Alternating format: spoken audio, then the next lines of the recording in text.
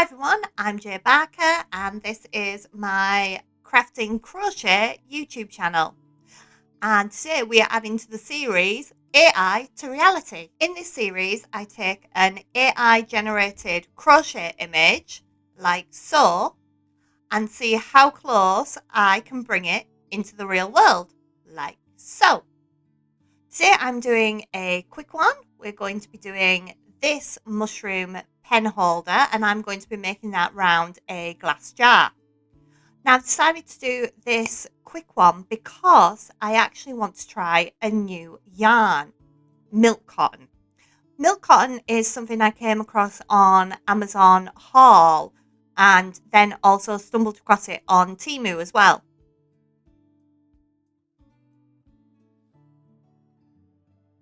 So, milk cotton. It feels like a really soft newborn baby blanket. That's the only way I can really think to describe it. Like those really beautiful soft blankets that they're not fuzzy at all. They're just perfect for newborn babies. That's what this feels like. So it's super soft, but it does have a bit of a stretch to it as well. I mean, nothing drastic, just a little bit of a stretch. Now, I tried using Google Lens to translate everything on it. So I wanted to find out like the exact materials that are used in its production. But it didn't really give me any good results. I do know some of it was Korean, and then I don't think it was all Korean. I think there was some Mandarin in there as well. So instead, I just asked the internet what milk cotton is. So this is what the internet had to say. Despite milk cotton being called milk cotton, it actually doesn't contain cotton. It's a semi-synthetic fiber which actually contains proteins from milk, and then they're mixed with acrylic and polyester fibers. Now, the internet also did tell me that some of the more cheaper varieties are just a mixture of polyester and acrylic fibers, and they don't have the milk protein. But if you are someone who has the milk protein allergy, I really wouldn't risk this. Just stay away from it. And I do know several people who have the milk protein allergy, so I will not be making anything for them in this. So here's the thing. I want to try an AI to reality in this yarn because I think it looks closer to the cyber yarn that's actually in these images. So like, here's a make in acrylic yarn, and here's one in a plush yarn, and then here's it in the milk cotton yarn. Can you see what I mean? That there's more of a similarity to the AI images. Yes? No? Well, I'm going to give it a go anyway. Okay, on to the make. I'm going to first line the jar with acrylic yarn. This will be hidden when done, so I didn't feel the need to use the milk cotton on it. I've started with a chain and then slip stitch this chain into a ring. Make sure that it could fit around the neck of the jar itself, and then continued working double crochet in a continuous spiral.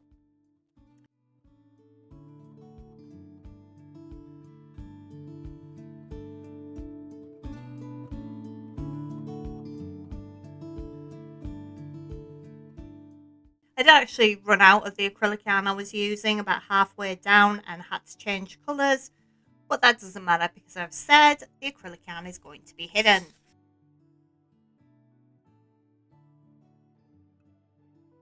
I didn't use any of the acrylic yarn on the base of the jar.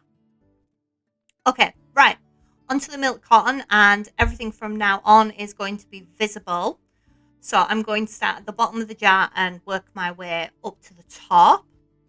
I don't have any milk cotton in this like off-white cream colour for the mushroom body, so I'm going to use a variant milk cotton yarn instead. So it's kind of like a cream with all these little dots of yellows, pinks, and blues. But don't worry, I've got some red for the top of the mushroom that'll match. So I'm going to start on the base, and I am going to work in sixes for my increases and later my decreases. And I'm going to use sixes because I don't need any of these parts to lay flat. So as I said, we are working in six. I'm working on the round, and I'm just increasing each round by six until I felt I had the right width at the base of the jar. So I was aiming for the width of the circle on the base of the jar to be just slightly wider than the jar itself, so I could start continuing up for the curve of the mushroom body. And I was running pretty low on this variant yarn. I mean, I only had like a 25 gram ball anyway of it when I realised that it just wasn't chunky enough. So I decided to frog all the work and start again. Now, I'd already doubled up this yarn and was using a 4.5mm hook. So I grabbed some milk cotton that I had in white and just used a strand of the white and a strand of this variant yarn as well. And I'm very happy that it has worked together very well. So with this second attempt, I just made sure I was extending one or two rows more on the base, and then I started to bring the curve up.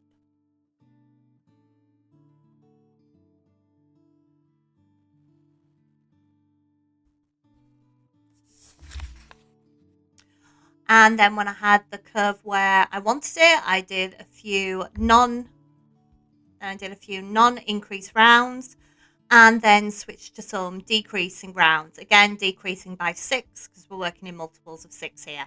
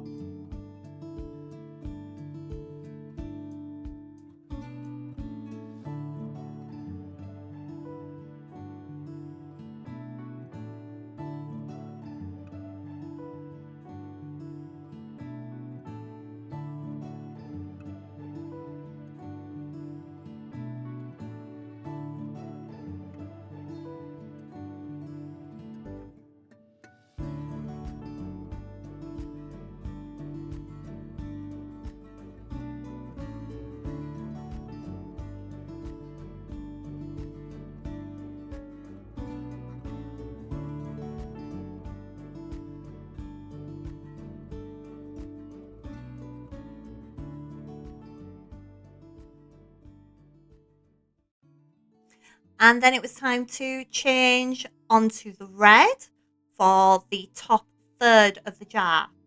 That's how I worked it from the image. It did look to me like about 2/3 of the jar are the mushroom body, and then a third was the mushroom top. So I tried to keep to those proportions. First row of red I did in the back loops only to give me a nice sharp turn. As the base of the mushroom here, what we're working on now, is flat. So I needed it to bend rather than curve. So the back loops only help with that. And then it was a case of doing a few more increase rounds until I got to a point where the top of the mushroom was near enough as wide as the body of the mushroom.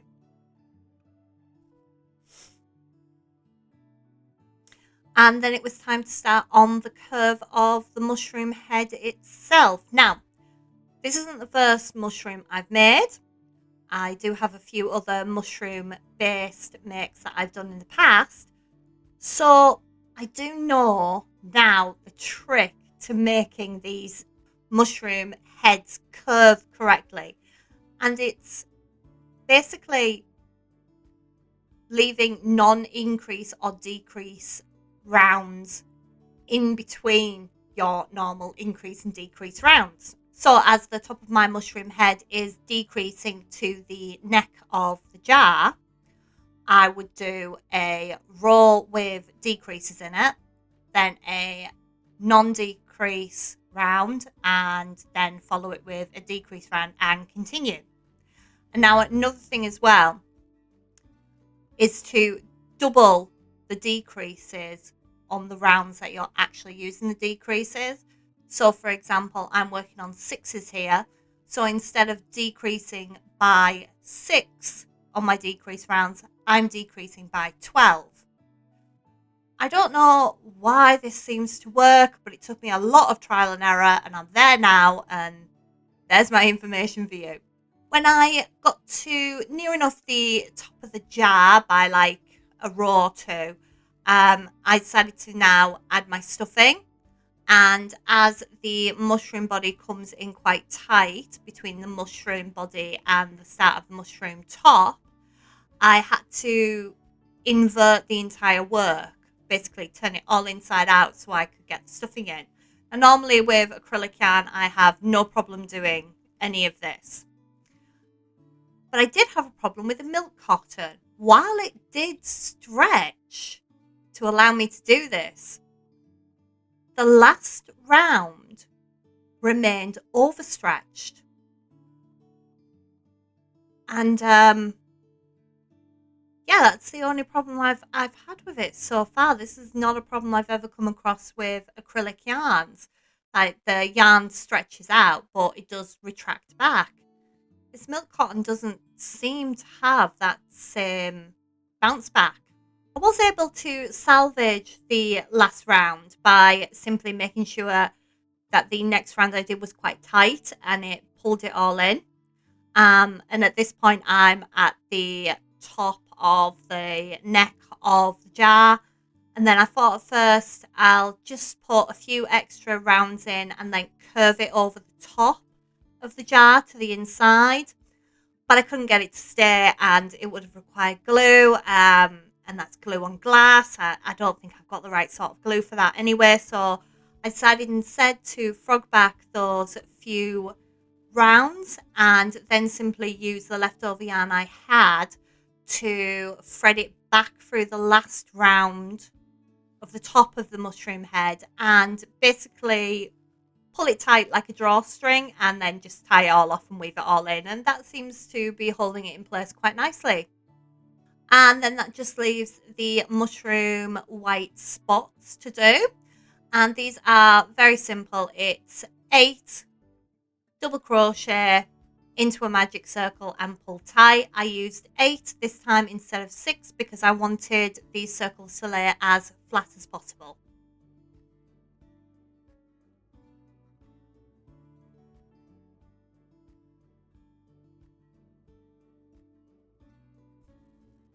And here we are, a mushroom pen, or rather crochet hook holder in my case. Yes, mine has come out way chunkier than the AI image, but to be honest, I think that's more to do with the shape of the jar. Like if I had a taller, thinner jar, I'd have been able to replicate it a lot closer. But you know, never mind. It's the basics there. Look, I say it's a mushroom, chunky bottom, big top, spots. I mean, there's nothing more to it than that, really. But I mean, again, just look at the yarn. It's closer to how the internet AI cyber fake yarn looks. Now, you're not going to see me making all my future AI realities in this milk cotton. One of the main reasons for that is I just found too much variance in the different suppliers. See, one acrylic yarn to the other does tend to feel pretty much identical, has the identical properties.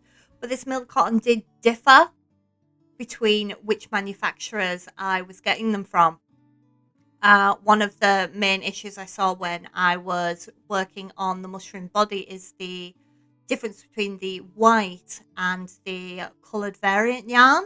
Like the white was made up of more individual fibres than the white was, than the variant one was, and the white one tended to split a little bit more as well. I do think both the white and the variant both came from Amazon Haul, but obviously they've come from different manufacturers. So that's one reason why I wouldn't use it for my future projects. But the main reason I have to say why I wouldn't use it for AI to realities is that the AI to realities you see here, they're first prototypes. So there's a lot of frogging involved. And because of that overstretch issue, where it didn't bounce back on the last round, it makes me wary of how much unpicking and frogging the yarn actually could take. However, I've got plenty of it. I'm sure I'll get more in the future. So as it photographs absolutely beautifully, I'll be using it in my final pattern write-ups from now on. So like if you get one of my patterns from now on, all of the images are going to be in this lovely milk cotton, provided I can still get it all in the correct colours and blah blah blah blah blah. So there we go. A review of milk cotton, a quick AI to reality, and I will see you guys next week, where I'll actually be reviewing another different yarn that I've never tried before. Bye!